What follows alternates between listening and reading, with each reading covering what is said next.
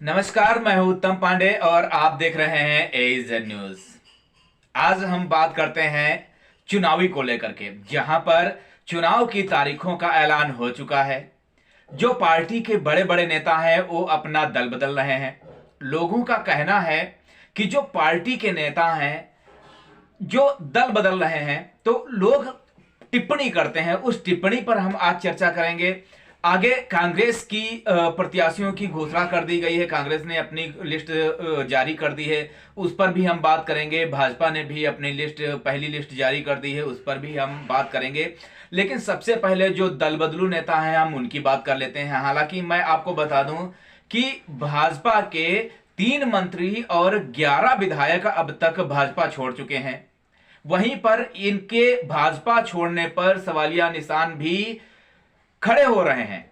लोगों का मानना है कि जो 5 साल तक मंत्री पद पर बने रहे, 5 साल तक विधायक बने रहे, लेकिन जब चुनाव की तारीखों का ऐलान हुआ तो इन लोगों ने क्या किया? पार्टी छोड़ दी, पार्टी बदल दी। हां, हालांकि हम बात करते हैं स्वामी प्रसाद मौर्य की।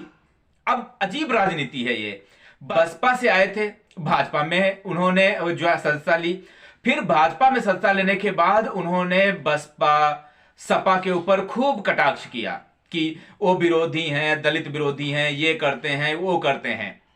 भाई, इसको राजनीति कहते हैं। अब इसके बाद अब 5 साल मंत्री रहे, फिर उन्होंने क्या किया? भाजपा छोड़ दी।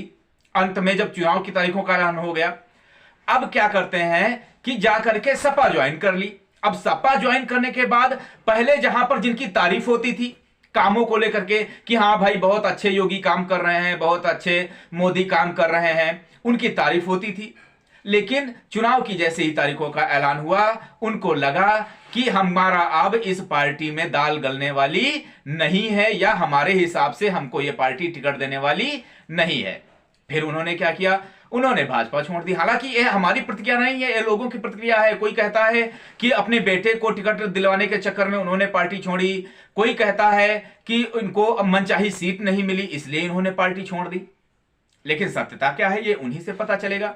हालांकि हम राजनीति की बात करते हैं तो वहां पर ऐसे में क्या होता है, अब सपा ज्वाइन कर ली उन्होंने। अब सपा ज्वाइन कर ली, जो पहले अच्छे लोग थे, उनको अच्छे लग रहे थे, जो देश का विकास कर रहे थे, उनकी तारीफें यहां की जा रही थी। अब उनकी पार्टी जैसे बदली तैसे बुराइयां शुरू हो गई कि हां भाई भाजपा बहुत गंदी है, भाजपा के लोग अच्छे नहीं हैं, भाजपा को हम मिटा के रहेंगे। अभी तक उनको भाजपा अच्छी लगती थी।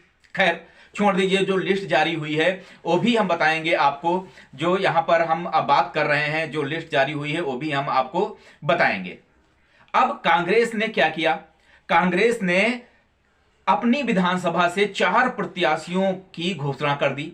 ये विधानसभा बाराबंकी जनपद की है, जहां पर बाराबंकी, दरियाबाद, जैदपुर और हैदरगढ़ से कांग्रेस ने अपने प्रत्याशियों के नाम की घोषणा की। हालांकि तनुज पुनिया जैदपुर से प्रत्याशी हैं कांग्रेस के, जो कि पीएल पुनिया के लड़के हैं। इसके बाद अगर देखा जाए तो ज्ञानेश शुक्ला विधानसभा रामनगर से टिकट उनको मिला है कांग्रेस से, वो वहां के प्रत्याशी हैं। और हैदरगढ़ से निर्मला चौधरी को टिकट मिला है। दरियाबाद से चित्रा वर्मा को कांग्रेस का प्रत्याशी बनाया गया है। लेकिन अब राजनीति की अगर हम बात करें तो चित्रा वर्मा वही हैं। अब हम बताते हैं कि बेनी प्रसाद, जो एक बड़ा नाम है, स्वर्गीय बेनी प्रसाद वर्मा की बधू हैं, उनको कांग्रेस ने प्रत्याशी बनाया है। लेकिन जो उनके बेटे हैं राकेश कुमार वर्मा, वो सपा का दामन थामे हुए हैं। वो सपा से रामनगर सीट से टिकट मांग रहे हैं। अब ये राजनीति है, बेटा किसी और पार्टी में और पिता किसी और पार्टी में, बहू किसी और पार्टी में, ये राजनीति है। हमारा क्वेश्चन सीधा आपसे है, मैं आपसे प्रतिक्रिया जानना चाहता हूं।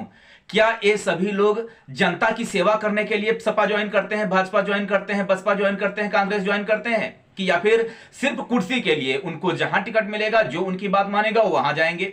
क्या जनता की सेवा करने के लिए, जनता की सेवा करने के लिए ये लोग पार्टी छोड़ देते हैं? क्या पार्टी अगर समाज सेवा करनी है, आखिर डर किसका सता रहा है? पार्टी छोड़कर के भाग क्यों रहे हैं? दल क्यों बदल रहे हैं? उसमें जनता का तो नुकसान होना ही होना है, जनता का किसी तरह से फायदा नहीं होना।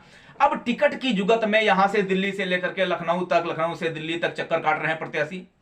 3 साल में सिर्फ भाजपा की बात नहीं है, सपा की बात नहीं है, सभी पार्टियों की बात है। 3 साल, 4 साल, 5 साल उन्होंने भाजपा के प्रत्याशी रहे, सपा के विधायक रहे, कांग्रेस के विधायक रहे, तब जनता से संपर्क स्थापित नहीं किया। बाद में क्या हुआ? बाद में ये लोग जाते हैं, 1 महीना जब चुनाव का होता है तब ये लोग तुरंत सगे बन जाते हैं जनता के, मैं भाई सेवा करूंगा, मुझको टिकट मिल जाए, मैं चुनाव लड़ रहा हूं, ये है वो है। तो कुल मिलाकर के सामने निष्कर्ष यही निकलता है कि अगर एक व्यक्ति को टिकट नहीं मिलता है, वो पार्टी छोड़ देता है, दूसरी पार्टी में मिल जाता है, लेकिन जनता का कोई पुरसाहाल नहीं होता है। जनता वहीं की वहीं है, जनता त्रस्त है, जनता विकास चाहती है, जनता स्वच्छ सुंदर गांव चाहती है, जनता सही सड़कें चाहती है, जनता वो मूलभूत सुविधाएं चाहती है जो सुविधाएं एक जनता को मिलनी चाहिए। जनता को खाली वोट बैंक के लिए यूज किया जाता है, तो हमारा नेताओं से कहना है कि जनता को वोट बैंक के लिए इस्तेमाल ना किया जाए। जो जनता है वो अपने अधिकार को समझती है, उसको जो मूलभूत सुविधाएं हैं वो प्रदान की जाएं। इसी में सभी की भलाई है, पार्टियों की भलाई है, सबकी भलाई है। आपकी राजनीति है, आप राजनीति करिए, लेकिन जनता का सहयोग देते रहिए। आती है बूथ की बात, जहां तक पार्टियां बूथ की भी बात कर लेते हैं, जहां पर पार्टियां क्या करती हैं, जहां पर पार्टियां कहती हैं कि हमारा बूथ सबसे मजबूत, यात्राएं निकाल रही हैं, ये यात्रा, वो यात्रा, फलाना यात्रा, धमाका यात्रा, बहुत यात्राएं निकाल रही हैं, अपनी अपनी तरीके से प्रचार प्रसार कर रहे हैं, कटाक्ष कर रहे हैं, मुद्दे ढूंढ रहे हैं जिन पर वो चुनाव लड़ें। फिर क्या कहते हैं, मेरा बूथ सबसे मजबूत। मान लिया कि आपका बूथ मजबूत होगा, लेकिन बूथ पर जाकर के बूथ अध्यक्षों की कब याद आती है?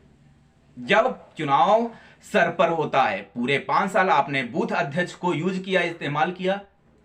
पिछले 5 साल तक आपको बूथ अध्यक्ष की बात याद नहीं आई। कोई सांसद, कोई विधायक, कोई भी व्यक्ति, कोई पदाधिकारी बूथ अध्यक्ष से मिलने नहीं गया। लेकिन जैसे ही चुनाव की तारीखों का ऐलान हुआ, बस सबको अपना बूथ और मजबूत दिखाने लगा।